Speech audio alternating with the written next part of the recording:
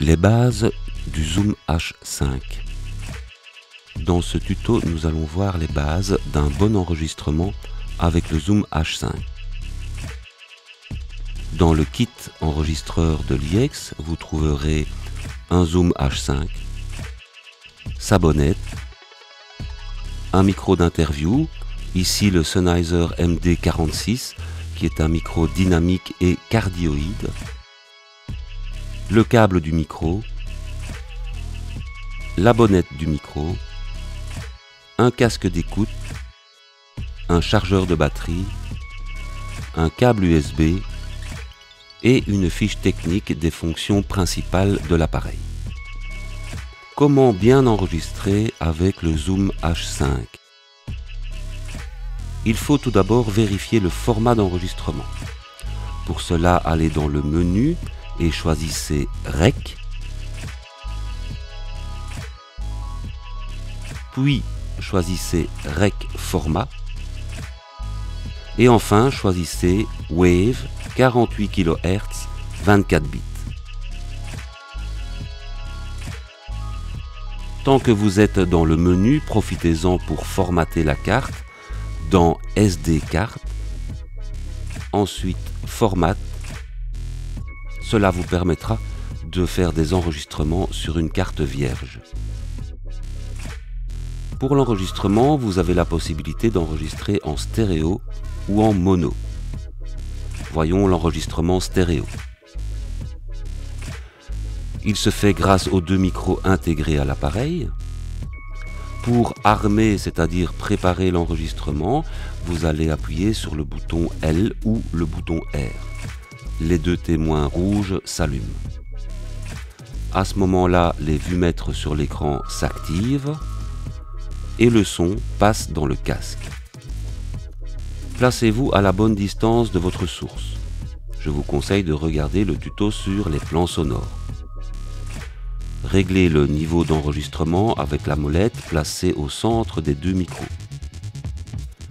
La graduation n'est pas importante sur cette molette, mais ne dépassez pas le numéro 9. Du souffle pourrait apparaître pendant l'enregistrement. Faites en sorte que les vumètres atteignent au minimum moins 12 dB. En son, on travaille toujours le plus fort possible sans atteindre la saturation au bout des vumètres. Un son saturé ne peut pas être utilisé. Si vous atteignez le moins 6 dB de manière régulière, votre niveau sera très bon. Quand le réglage est terminé, appuyez sur le bouton REC et l'enregistrement commencera. Un témoin lumineux rouge s'allume. Évitez de moduler pendant l'enregistrement. Si vous changez un petit peu le niveau, faites-le doucement et avec une faible amplitude. Si vous appuyez sur pause à la fin de l'enregistrement et que vous recommencez un enregistrement, ce sera le même fichier qui continuera. Si vous faites stop et que vous recommencez un enregistrement, vous créerez à ce moment-là un nouveau fichier.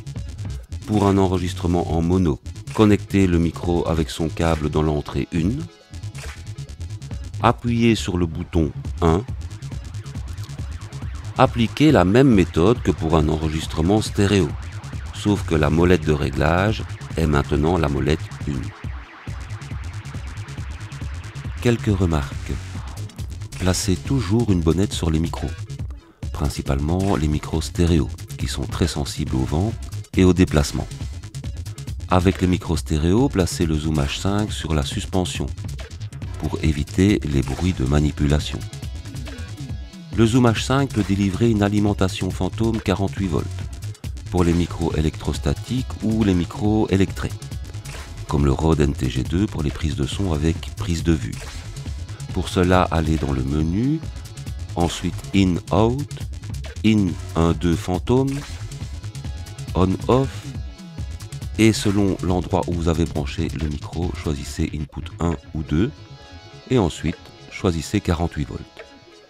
Attention, désactivez cette alimentation fantôme si vous utilisez les micro-cravates HF. Pour récupérer vos fichiers, branchez le câble USB à votre ordinateur, allumez le Zoom H5 et comme avec une clé USB, copiez-coller les fichiers.